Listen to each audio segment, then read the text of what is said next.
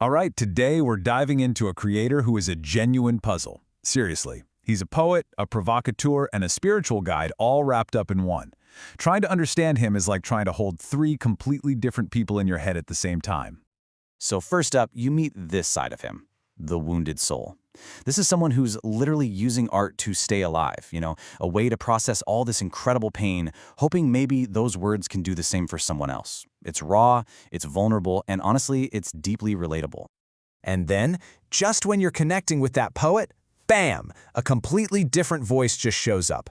This sharp-edged critic who dives headfirst into conspiracy theories, questioning everything from global events to what we're told about history.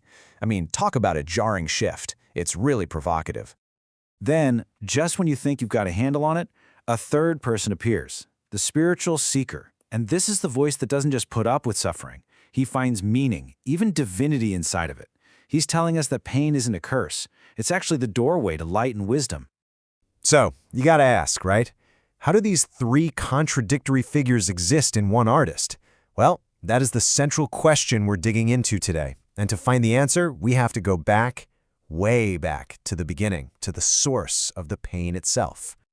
Okay, so first things first, let's explore what he calls the artist's wound. This is the personal history that really seems to be the foundation for everything that comes later. His foundational wounds, they really form a clear timeline. It starts when he's young at an art competition, where he learns this incredibly harsh lesson that his worth is tied to what other people think. And you see this theme just keep repeating through failed relationships and a deep betrayal from a fellow artist. It all leads to the ultimate paradox. He finally gets the fame he wanted, only to find out it's completely hollow.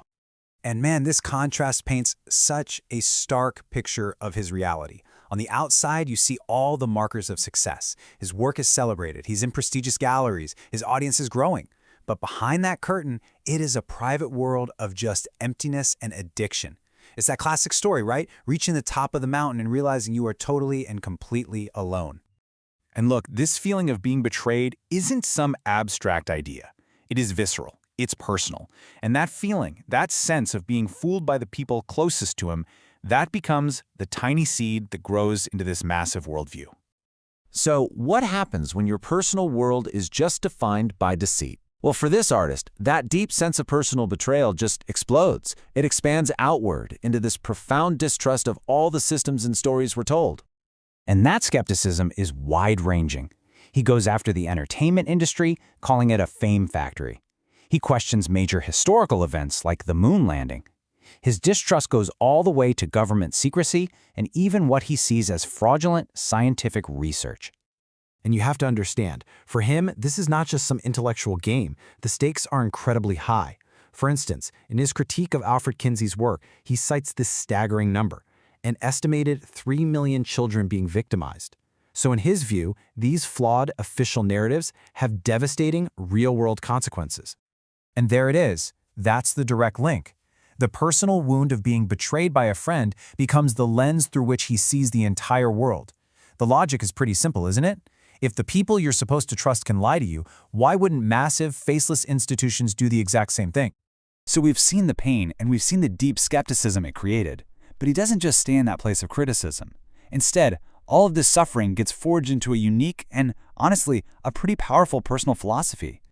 The core idea he builds is something he calls the wounded healer.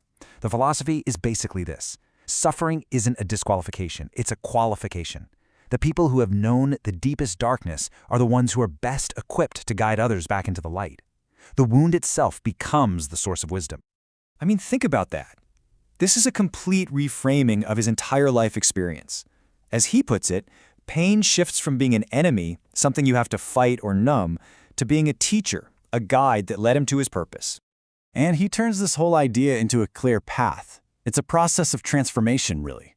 Embracing the suffering, looking inward for truth, and ultimately, transforming that personal pain into a purpose dedicated to helping other people heal. So where does this journey lead? Well, it all culminates in a mission, a tangible way to put the whole philosophy of the wounded healer into actual practice. And here it is, the mission that finally unifies all three of his identities. It's about creating a community for others who are struggling, helping them reframe their own pain as strength and connect with each other through art and spirituality. And these core values are a direct reflection of his entire journey. Empathy, because he's been there. Authenticity, as a total rejection of the fake world of fame. And resilience, creativity, and community, those are the essential tools for healing. And here, finally, the puzzle pieces all fit. The vulnerable poet provides the empathy, the sharp-edged critic fuels that search for authentic truth, and the spiritual seeker gives the framework for turning pain into purpose. All three parts finally come together in one single mission: collective healing.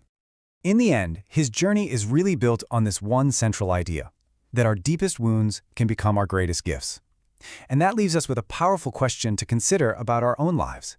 If pain can be a doorway, what is yours trying to open?